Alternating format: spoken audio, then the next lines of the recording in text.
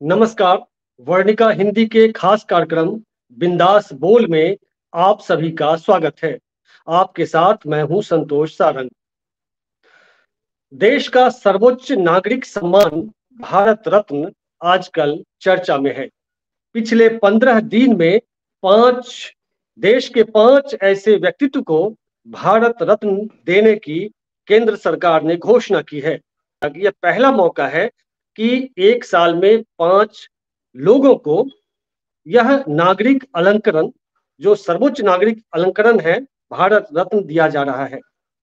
आखिर चुनाव के पहले इन वक्त पर पहली बार 5 लोगों को पुरस्कार देने के पीछे केंद्र सरकार की क्या राजनीति है, क्या मंशा है, इसी पर आज हम चर्चा करेंगे।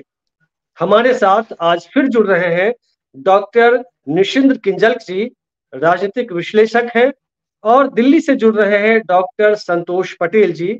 संतोष पटेल पहली बार हमारे इस खास कार्यक्रम में का हिस्सा बन रहे हैं।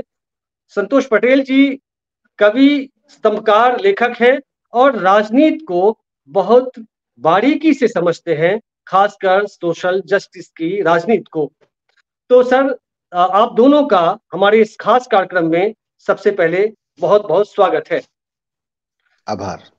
धन्यवाद। पहला सवाल डॉक्टर निशिंद्र किंजल साहब से कि पहले कर्पूरी ठाकुर को भारत रत्न देने की घोषणा होती है, उसके बाद उग्र हिंदुत्व और सांप्रदायिक राजनीति के फायर ब्रांड लीडर रहे लाल कृष्ण आडवाणी को, और अब पूर्व प्रधानमंत्री चौधरी चरण सिंह, पीवी नरसिम्हा राव और हरित क्रांति के जनक कहे जाने वाले डॉक्टर एमएस स्वामीनाथन को।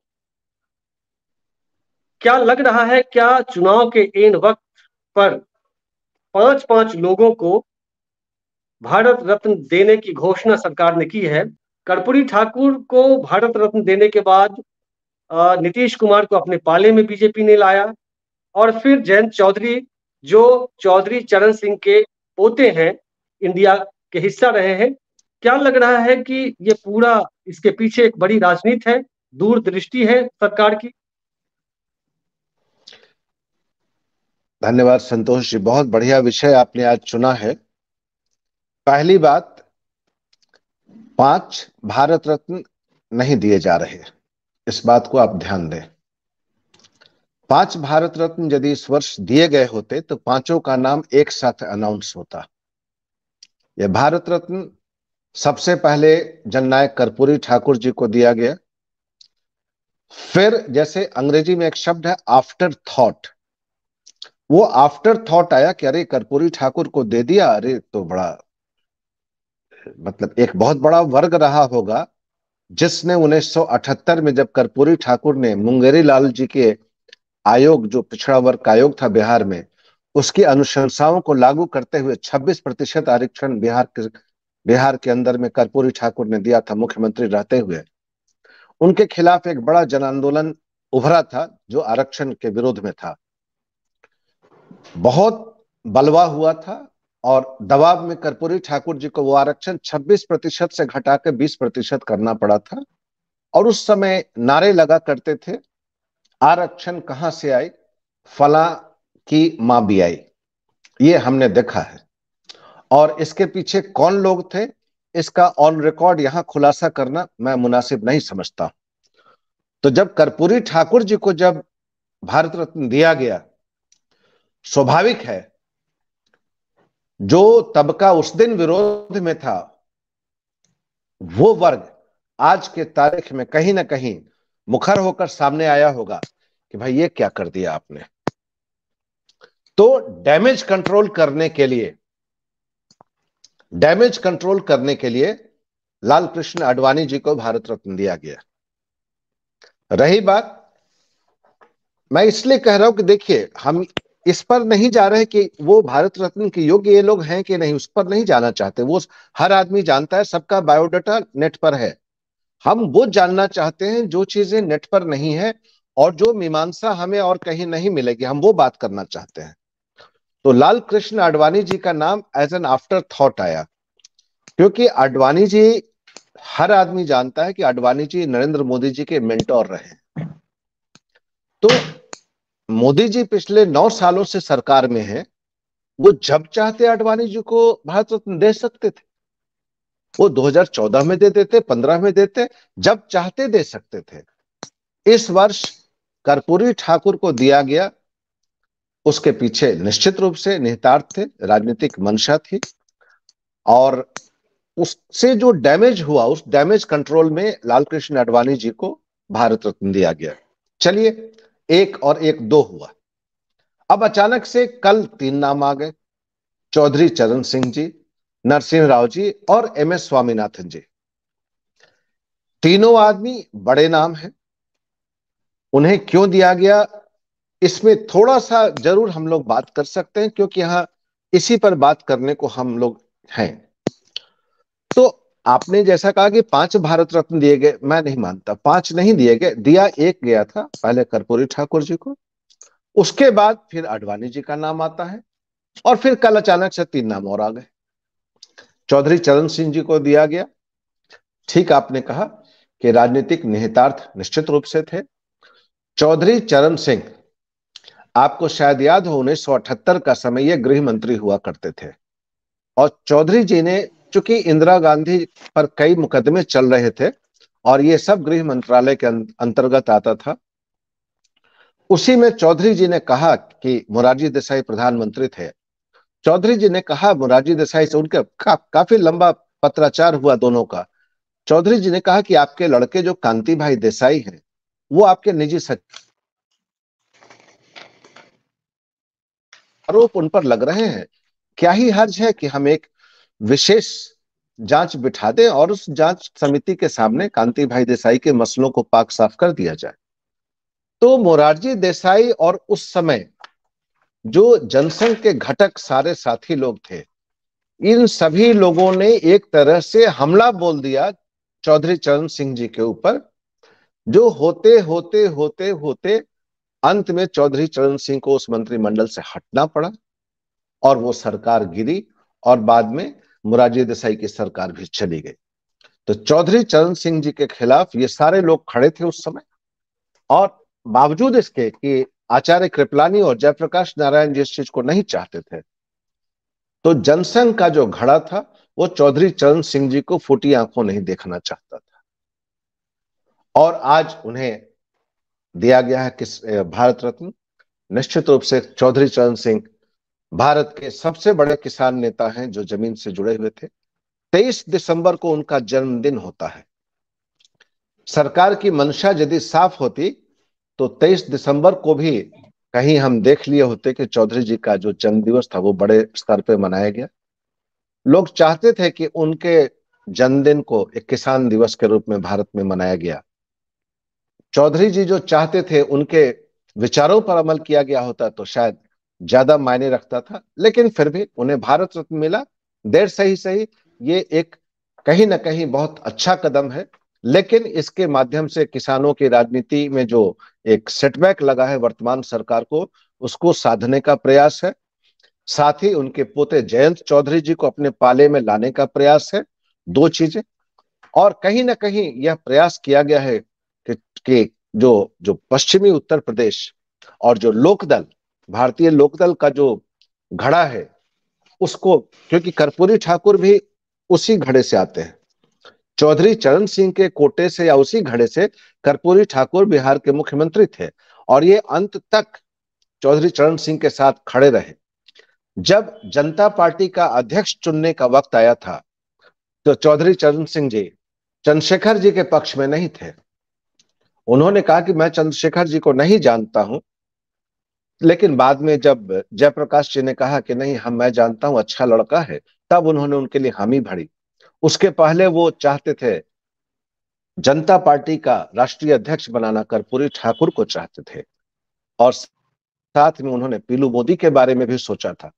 लेकिन बहुत बड़ा घड़ा था जनता पार्टी में, जो लोग तैयार नहीं हुए, कर्पूरी ठाकुर को अध्यक्ष बनाए जाने के पक्ष में नहीं थे। शायद उसका कारण था कर्पूरी ठाकुर बहुत ही कमजोर वर्ग से आते थे और गरीबों पिछड़ों की बात करते थे। जो भी हो, तो पहला कर्पूरी ठाकुर उन्हें दिया गया, वहां से कहानी शुरू हुई।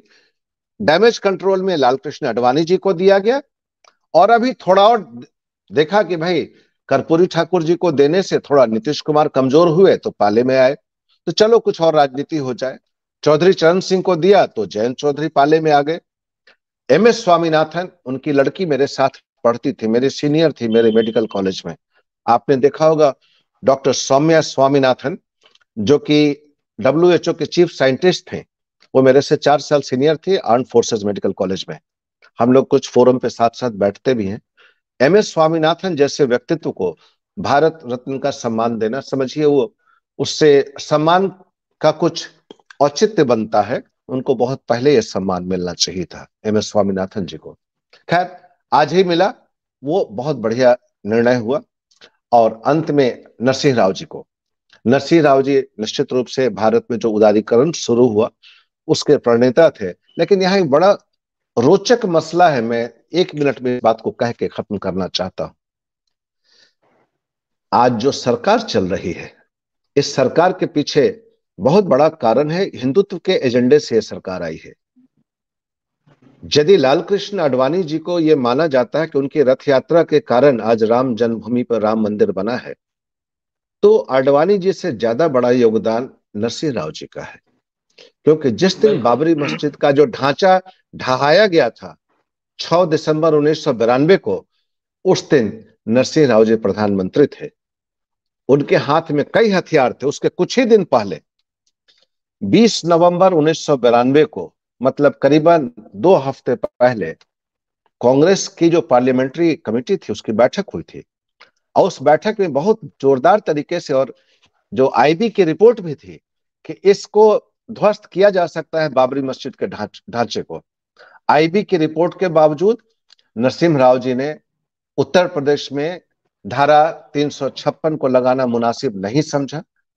और सिर्फ कि कल्याण सिंह जी ने एक अंडरटेकिंग दिया है सुप्रीम कोर्ट में कि उस ढांचे को कुछ नुकसान नहीं पहुंचेगा, इस नाम पर उन्होंने उस ढांचा को गिरने दिया। यहां एक और रोचक बात है, 18 नवंबर 1992 को एक प्राइवेट घर में गुप्त रूप से आडवाणी जी और नरसिंह राव जी की बैठक होती है, मीटिंग होती है। उनके सेक्रेटरी ने यह व्यवस्था कराई थी। वो वही सेक्रेटरी थे जिन्होंने कभी राजीव गांधी प्रधानमंत्री जी और लोंगोवाल के साथ एक सीक्रेट मीटिंग कराई थी लोंगोवाल रिकॉर्ड के पहले। उसी घर में आडवाणी जी और नरसिंह राव जी की मीटिंग होती है, जिसमें दोनों आपस में बात करते हैं। और क्या बात हुआ इसका तो खुलासा सामने नहीं आया है। इसमें भैरव सिंह शेखावत जी भी लगाए गए थे कि आप मुस्लिम संगठनों से बात करें। जो भी हो, अंततः प्रधानमंत्री नरसिंह राव जी थे। जवाबदेही उनकी बनती थी कि उस ढांचे को नुकसान नहीं पहुंचाया जाना चाहिए था।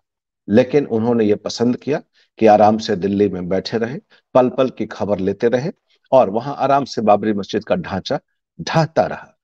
तो यदि आज मोदी जी और अमित शाह जी की सरकार ने नरसिंह राव जी को चुना है तो कोई गलत नहीं चुना है। मैं तो समझता हूं आडवाणी जी के पहले उन्हें भारत में देना चाहिए था, शायद देर हो गया फिर भी।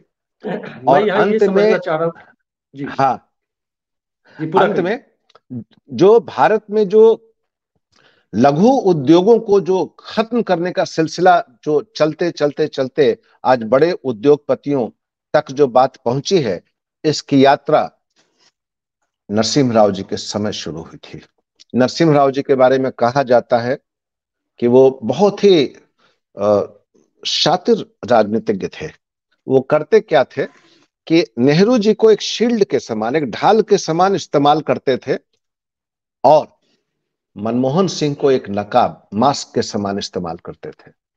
मनमोहन सिंह जी को जब फाइनेंस मिनिस्टर बनाया था तो मनमोहन सिंह ने कहा था कि हमें जब तक आप पूर्ण आजादी नहीं देंगे हम फाइनेंस मिनिस्टर बनना स्वीकार नहीं करेंगे। तो नरसिंह राव जी ने उनसे कहा था शपथ ग्रहण से 1 दिन पहले कि भाई देखो बनो, हम तुम्हें पूरा फ्रीडम देंगे, यदि तुम्हारे फाइनेंस मिनिस्टर बनने से हमें फायदा होगा तो क्रेडिट हम लेंगे, नुकसान होगा तो सारा का सारा तुम्हारे मत्थे मढ़ा जाएगा। हंसते हुए कहा था।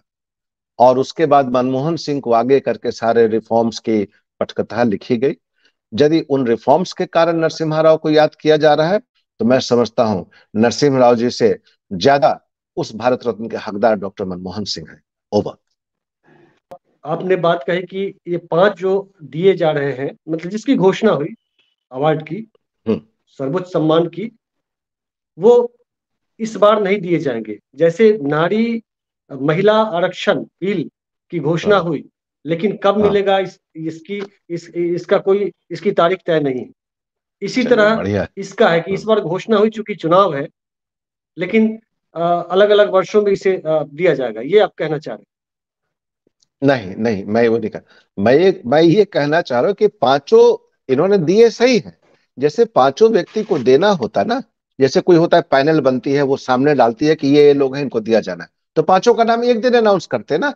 जिस दिन कर्पूरी हैं। ठाकुर जी का नाम अनाउंस किया उसी दिन ये पांचों नाम आने चाहिए थे। तो इसलिए मैंने कहा कि पांच नहीं दिए जा रहे हैं, एक दिया गया। एक दिया गया, कुछ बातें हैं क्या, अरे भाई क्या आपने किस आदमी को दे दिया, ये फटक कुर्ते वाले आदमी को दे दिया, अच्छा अच्छा कोई बात नहीं, हम आडवाणी जी को दे देते हैं। हाँ अब थोड़ा ठीक हुआ। फिर कह रहे ये तो बड़ा मजा आ गया, कर्पूरी ठाकुर को दिया तो नीतीश जी घबरा गए, अत्यंत पिछड़ा के वोट मेरा चला जाएगा, तो हमारे पाले में चले आए। अरे इससे तो बड़ा अच्छा, ये तो बड़ा अच्छा चीज है यार, इस हथियार को पहले क्यों नहीं इस्तेमाल किया। तब हुआ कि चलो चौधरी चरण सिंह को दे देते हैं, किसान भी खुश। अब ये नहीं है कि चौधरी चरण सिंह वो आदमी थे जो एमएसपी की बात करते थे, एमएस स्वामीनाथन वो थे जो एमएसपी की बात करते थे, और जी एमएसपी को नहीं लागू किया जाए इस पर 700 किसानों ने अपनी जान दी है। और जी, आप समझ गए। उन व्यक्तियों को दे रहे हैं, उन व्यक्तियों को दे रहे हैं जो एमएसपी के फेवर में खड़े थे, चाहे वो एमएस स्वामीनाथन हो या फिर चौधरी चरण सिंह हो, उनको आपने दिया। और इसके माध्यम से एक राजनीति साधने का प्रयास हुआ है। और नरसिम्हा राव जी को तो देना ही चाहिए था, क्योंकि उनका स्थान बहुत ऊंचा है। ये बात अलग है कि इसके अलावा, हाँ ये बात भी एक गौरतलब है कि इस 5 व्यक्तियों को दिया गया है, स्वामीनाथन जी को बाहर छोड़ दें तो कर्पूरी ठाकुर जी अत्यंत पिछड़े वर्ग से आते थे, लाल कृष्ण आडवाणी जी हैं सिंधी हैं, और जो चरण सिंह जी वो पिछड़ी जाति से आते थे। एकमात्र नरसिम्हा राव जी हैं जो ब्राह्मण हैं। एमएस जी, स्वामीनाथन को इस फिर आएंगे। कैटेगरी से बाहर रखिए, जी डॉक्टर साहब, ये फिर याद आएंगे। हम रखिएगा। चलते हैं संतोष जी पटेल जी के पास। जी। क्या मजबूरी है कि बीजेपी को अपने ईडी सीबीआई पर भरोसा नहीं है, या जो और भी एजेंसीज हैं, उसके बाद अभी प्रभु श्री राम है, ये तमाम जो इलेक्शन कमीशन है या ईवीएम है या ऑपरेशन लोटस है, कि ये भारत रत्न को सामने इलेक्शन के जस्ट पहले 5-5 नाम की घोषणा की गई, करनी पड़ी।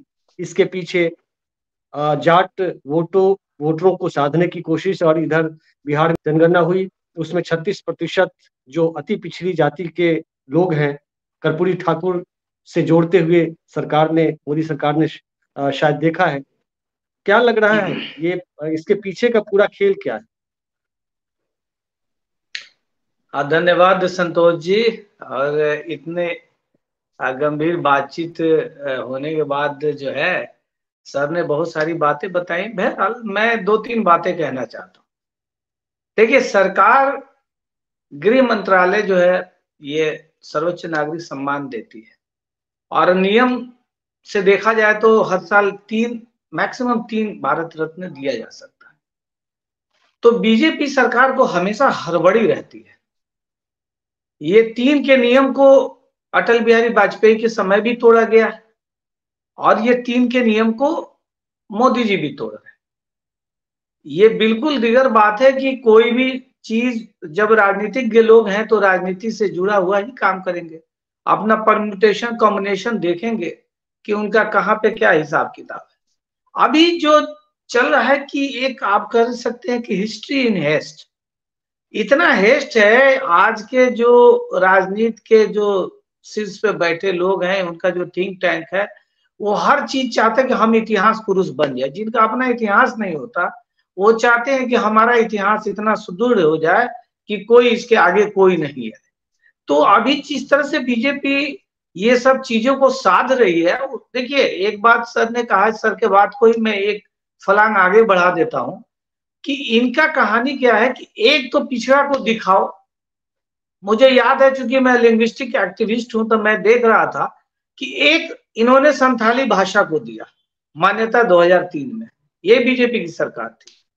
और उसके बाद इन्होंने 3 ब्राह्मणिकल भाषा को मान्यता दी, वो डोगरी हो, मैथिली हो, या फिर एक और अन्य भाषा है जो कि मुझे अभी याद आ जाएगी। तो ये 4 भाषाओं को दिया। अब मैथिली वाले ब्राह्मण बेचारे छूट रहे थे साहित्य अकादमी से, यूजीसी से, तमाम जगहों से, तो उनको भी कहीं से पूर्ति करनी थी, तो उनको भी ले आया, डोगरी वालों को भी उठा लाया। इस तरह से क्या है कि ये करते क्या है कि एक आदिवासी को दिखा दिया। अगर सरकार में इतनी दिगर है, ये तो कहती है कि मैं प्रधान राष्ट्रपति मुर्मू को बना सकता हूं, तो 10% आबादी वाला जो आदिवासी है, किस जनसंख्या है, क्या इस भारत को बनाने में वो भारत रत्न नहीं है? मेरा एक सवाल है, क्या आदिवासी ऐसा नहीं है? टंटा भील जैसे लोग इस देश में नहीं है? क्या हमारे बिरसा मुंडा नहीं है? अरे मान लीजिए कि विश्वनाथ प्रताप सिंह की सरकार में बाबा साहब अम्बेडकर को मिला या नेल्सन मंडेला जी को दिया गया। हम सोशल जो न्यायिक सामाजिक न्याय से ताल्लुकात रखते हैं, तो हमारे लिए थे दोनों ही जो ये डिसीजन थे विश्वनाथ प्रताप सिंह जी के, वो बहुत ही अस्तुत्य है। साथ ही साथ आप देखिए पूरा भारत रत्न का पूरा स्ट्रक्चर उठा के देखिएगा। देखिए कोई भी चीज एक संरचना के तहत ही होती है, उसकी एक संरचना है। तो ब्राह्मणवाद कितने लेयर में है।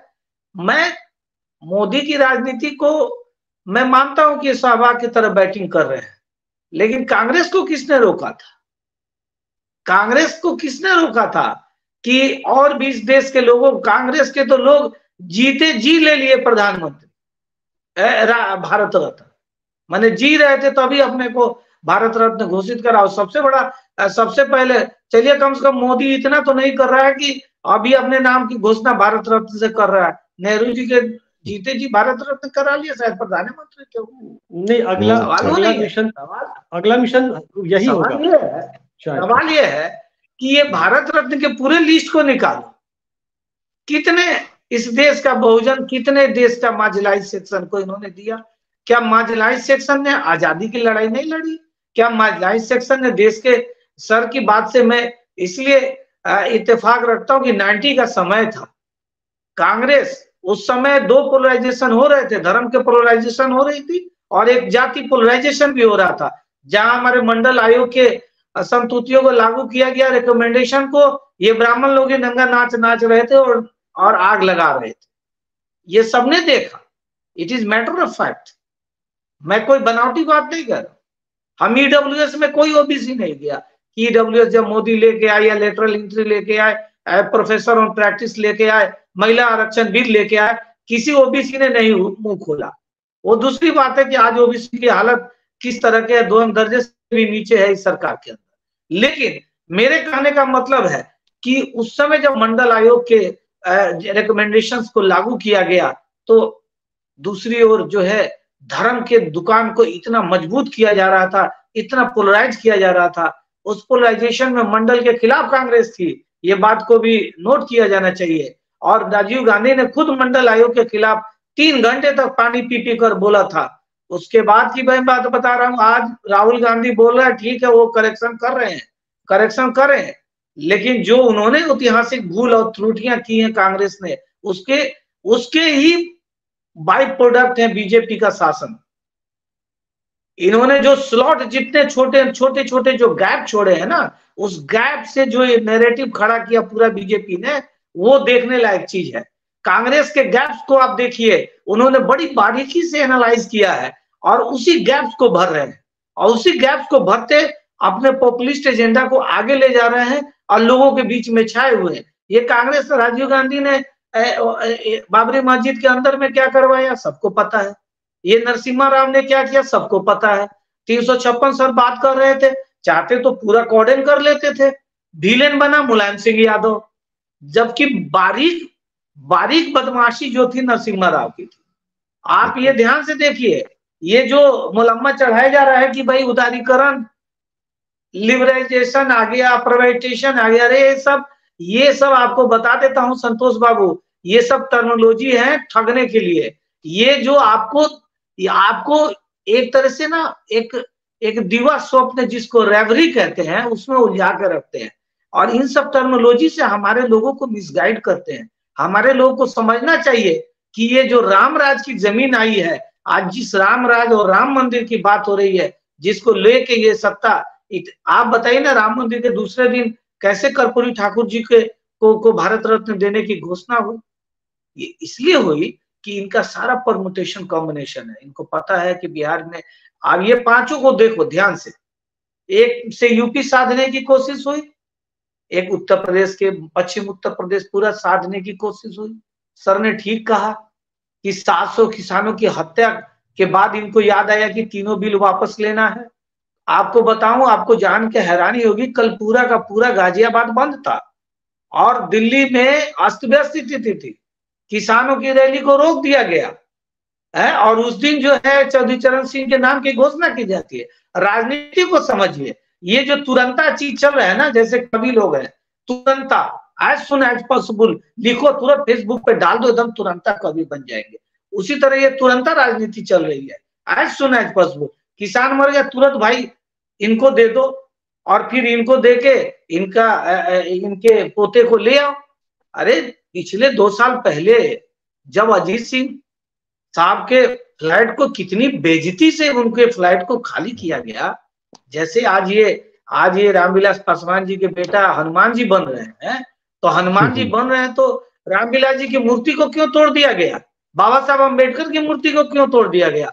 क्यों उनके पूरे घर को खाली करा दिया गया? छोटे छोटे लोग, लाल बहादुर शास्त्री हैं, या मान लीजिए अपने वो बाबूजी थे अपने, क्या नाम है, मीरा कुमार जी के, जगजीवन बाबू, या तमाम, या कांग्रेस के सारे लोगों के लिए जब बड़े बड़े सरकारी बंगले जो हैं उसको स्मारक में बदल दिया गया, तो मंडल आयोग का एक बहुत बड़ा लड़ाका, उनको मैं अपना कान छू के मैं उनको नमन करता हूँ, वो रामविलास पासवान जी थे।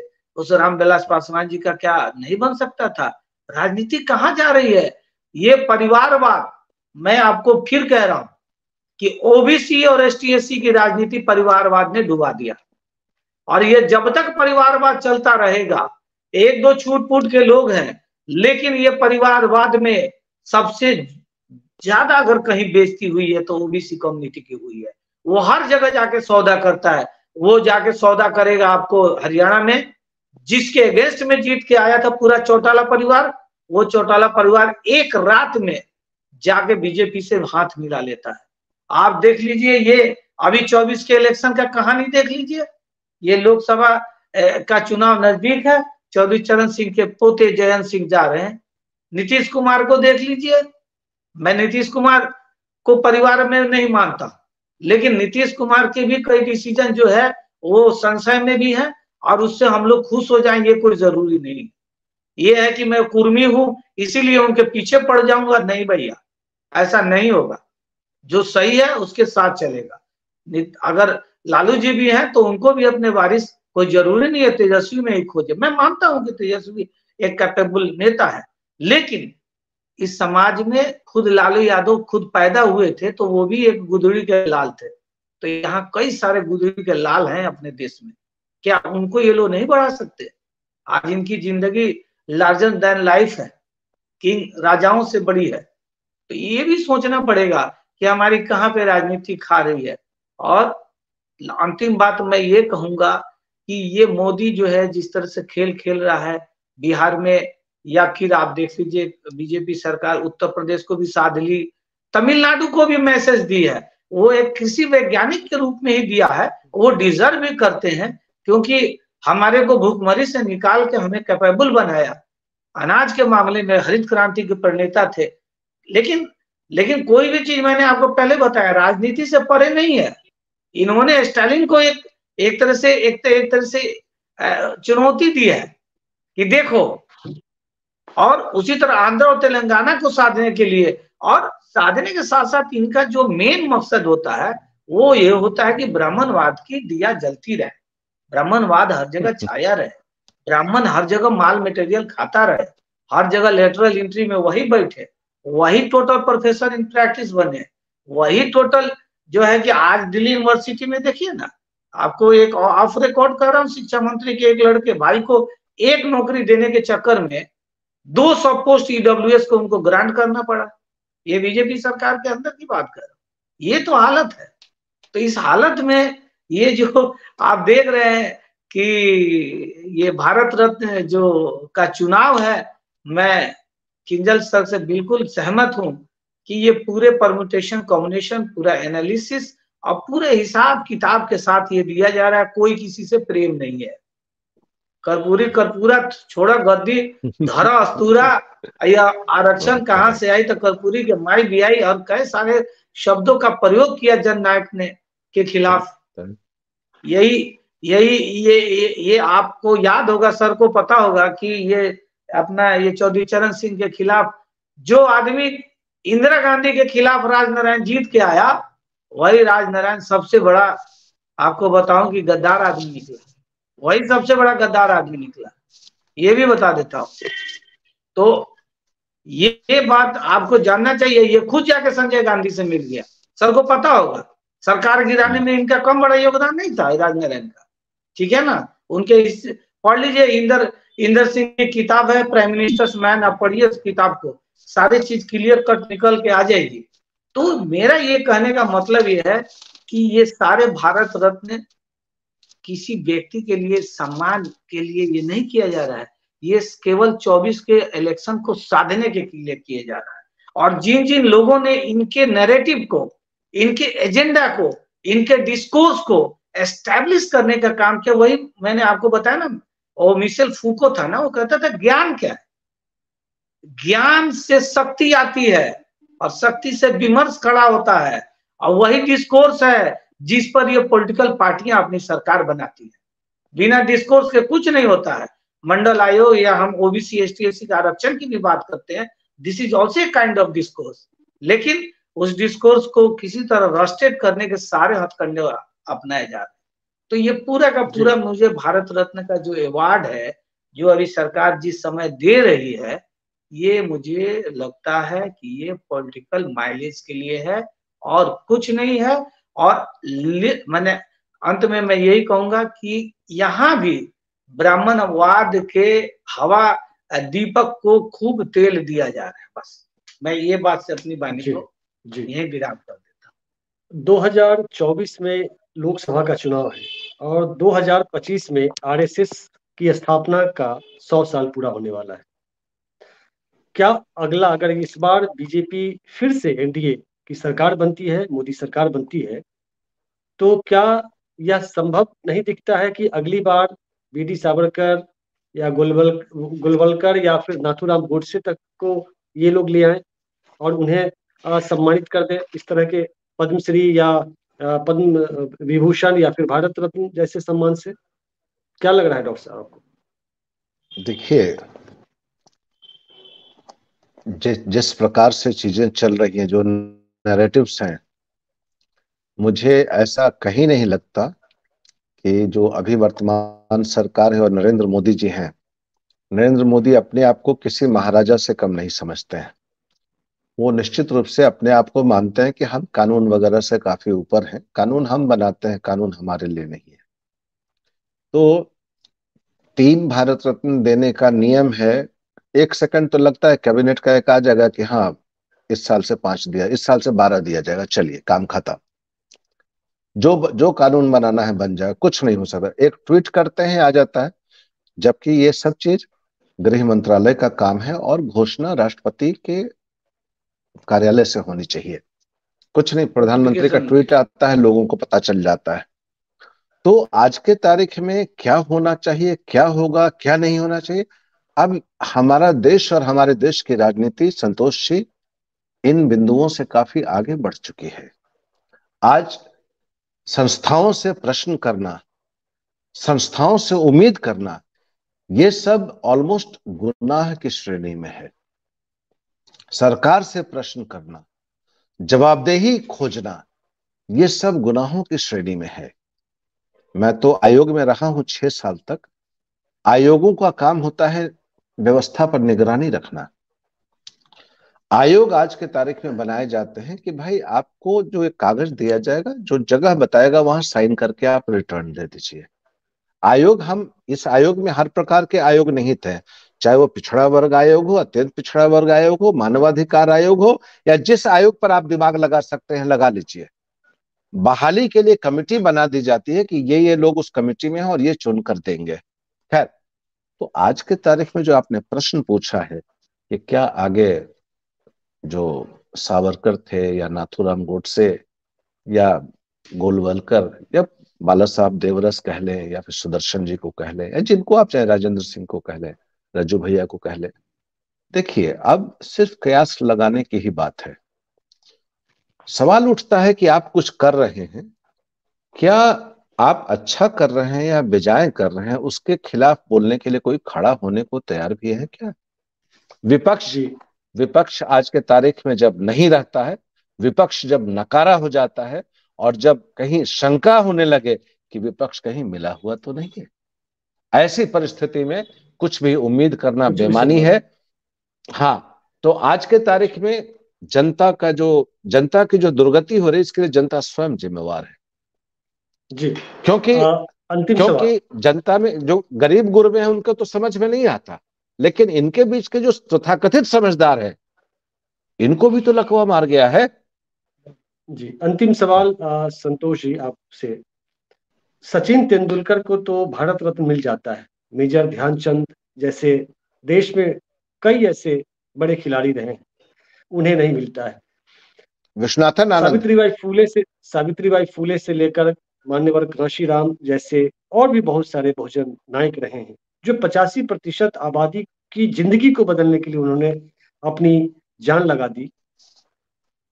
यहां तक कि साहित्य अकादमी पुरस्कार से लेकर कई जो पुरस्कार हैं, जिसमें किसी खास वर्ग को ही पुरस्कार मिलता रहा है। इस पर आपकी क्या प्रतिक्रिया है? ये हालांकि पहले आपने बहुत कुछ कह दिया है, लेकिन क्या आगे चीजें बदलेंगी या ऐसा ही चलेगा? देखिए, परिवर्तन तो शाश्वत है। बुद्ध कहते थे परिवर्तन होगा। ये जो स्थितियां हैं यही नहीं रहेंगी, हमेशा यही राजा नहीं रहेंगे, यही हमेशा के लिए पैदा नहीं आया अमृत अमृत पी पाके। ये भी परिस्थितियां बदलेंगी। जब हिटलर था तभी लोग उसको हाय हाय करते रहते थे, मुसोलिनी था तो हाय हाय करते थे, स्टालिन था तो सब लोग करते थे, ठीक है ना। खुद ही एक दिन स्टालिन रात को लकवा मार गया, मर गया। 2 दिन तक कोई गया भी नहीं पूछने, डर के मारे। डरे इतना बना दिया, जैसे हमारे प्रधानमंत्री जी डर इतना बना दिए हैं कि ट्वीट कर देते हैं तो कैबिनेट का डिसीजन होता है। तो ये भी स्टालिन भी ऐसा ही था। वो भी उसके पास 2 दिन उसका तबियत खराब हुआ, प्रधानमंत्री उसके पास कोई नहीं गया देखने, लकवा मार गया, पैंट में पेशाब कर दिया। आप पढ़िएगा कभी स्टालिन को। तो क्या होता है, तानाशाहों की अंत बड़ी बुरी होती है सर। और रही बात आपने कहा, देखिए केवल शिकायत उनसे नहीं है, हमें तो अपनों ने लूटा था, गैरों में क्या दम था। मेरी किश्ती डूबी थी वहां जहां पानी कम था। मुझे शिकायत अपने लोगों से भी है।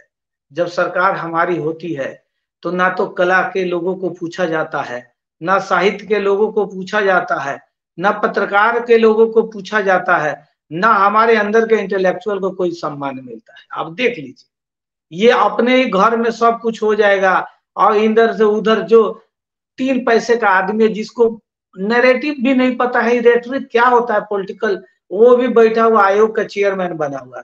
तो तभी तो सरकार है कि एक लेटर पे साइन करो, तुम आए हो, 600 रुपया ले लो, अपना ऑनरेरियम जाओ, बाकी सोचो मत, विचार मत करो। सोच के हम रखे हुए, हम नोट बना के रखे हैं, ये पर्टिकुलर इशू हम ही उठवाए हैं और हम ही इसको सॉल्व कर देंगे।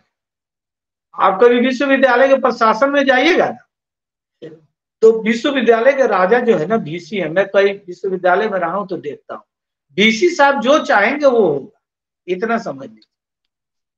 लेकिन आजकल वीसी भी चूंकि आ रहे हैं, उनका ही पैर दबा के वीसी उनके सत्ता के द्वारा जा रहे हैं, तो अब उनका भी नहीं चल रहा है। वो ऊपर से फोन आ रहा है कि 20 को लिस्ट भेजे, सबको प्रोफेसर बना दो, ठीक है।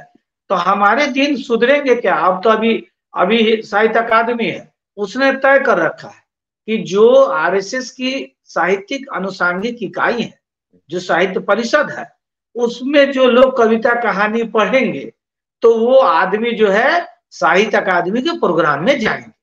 मसलन अभी एक हमारे प्रोफेसर हैं जितेंद्र श्रीवास्तव, वो कल तक जो है एक मैं बता देता हूँ, मैं तो नाम लेके बोलता हूँ, मुझे डर कुछ नहीं होता, क्या है जो होगा देखा जाएगा, अब तो 50 साल हो गया। अब मैं ये कह रहा हूँ, अब वो कल तक तो हमारे विश्वविद्यालय में पढ़ाते थे, वामपंथ के मैनेजर पांडे के सबसे बड़े चेला थे। आज वो लिख रहे हैं अपनी नई किताब में कि वामपंथ अब खत्म हो चुका है, खत्म हो गया। मैं जब उनको देखा था विश्व रंग के प्रोग्राम में, तभी मैंने अपनी पत्नी को कहा, ये व्यक्ति का जो है निष्ठा बदल गया है, ये धारा के साथ बहने लगा है, और ये कल तक इतना बड़ा वामपंथी बदला था, ये आदमी रामपंथी हो गया है। तो बोली मेरी वाइफ की मुझे भी ऐसा लगता है कि लगातार ये जो इनका पार्टिसिपेशन है और ये पूरे रेडिकल ग्रुप्स में, इससे लग रहा है कि ये कल तक जो 20 साल तक ये जो प्रवचन देता था, ये सब फर्जी है। तो इंस्टीट्यूशंस के अंदर भी हमारे लोग खड़े नहीं हो पाते हैं, क्योंकि उनके रेटरिक चल रहे हैं, अपने हिसाब से वो चीजों को डिफाइन कर रहे हैं। आपको डिफाइन नहीं करना है, उन्होंने डिफाइन कर दिया है, you have to only follow the path whatever they have decided for you. हमें साहित्य अकादमी या कोई आपके बिहार में मैथिली भोजपुरी अकादमी मरी पड़ी है, सरकार तो नीतीश की है या लालू जी की है। मैथिली अकादमी मरी पड़ी है, भोजपुरी अकादमी मरी पड़ी है, वहां अंगिका अकादमी की हालत खराब है, मगही अकादमी की हालत खराब है। आप वर्नाकुलर लैंग्वेज के कोई भी जो बिहार की मुख्य भाषा है उसको तो आप मार रहे हैं, उसको मौत दे रहे हैं। वहां आप गीत, मेरे फादर की आपने बात की है, मैं कह रहा हूँ आउट ऑफ कंटेक्स्ट एक बात कर रहा हूँ। मेरे फादर की जिंदगी निकल गई, 75 साल हो गया, 25-30 किताबें लिख दी है, बुद्ध से लेकर तमाम भोजपुरी से लेकर हिंदी तक। आज तक सरकार ने 5 रुपए का इनाम तक नहीं दिया। ये तो हिसाब है इंटेलेक्चुअल्स का हमारे सरकार में, ये हमारे सरकार की बात कर रहा हूँ, दूसरी सरकार को छोड़ दो। अब आप ये बताओ कि ऐसे में जिसकी सत्ता है वो अपने हिसाब से लोगों को बुलाएगी, या तो आप उनके चरण गह लीजिए तो आप भी शिखर पर बैठ जाइएगा, और नहीं तो जब आप विपक्ष में बैठे हैं तो उनसे किसी तरह का गिला शिकवा क्या है। जब मुझे पता ही है कि वो सामने अंधेरा है और मैं जा रहा हूं, तो हो सकता है उसके अंदर में कुआं भी है, गिर भी जाएंगे। और जब हमको पता है कि हमको उधर नहीं जाना है तो उससे अपेक्षा ही मत कीजिए। बुद्ध कहते थे अपेक्षा करोगे दुख होगी, तो अपेक्षा ही मत करो, क्योंकि समय बदलेगा। बस ये मान के चलिए, एक सकारात्मक नोट पे कहूंगा कि वक्त बदलेगा, इंतजार कीजिए। जी, बहुत बहुत धन्यवाद। आप सब इस खास कार्यक्रम से जुड़े, इसके लिए बहुत बहुत शुक्रिया। तो मित्रों, दीजिए इजाजत, फिर मिलते हैं अगले एपिसोड में। तब तक के लिए नमस्कार, शुक्रिया।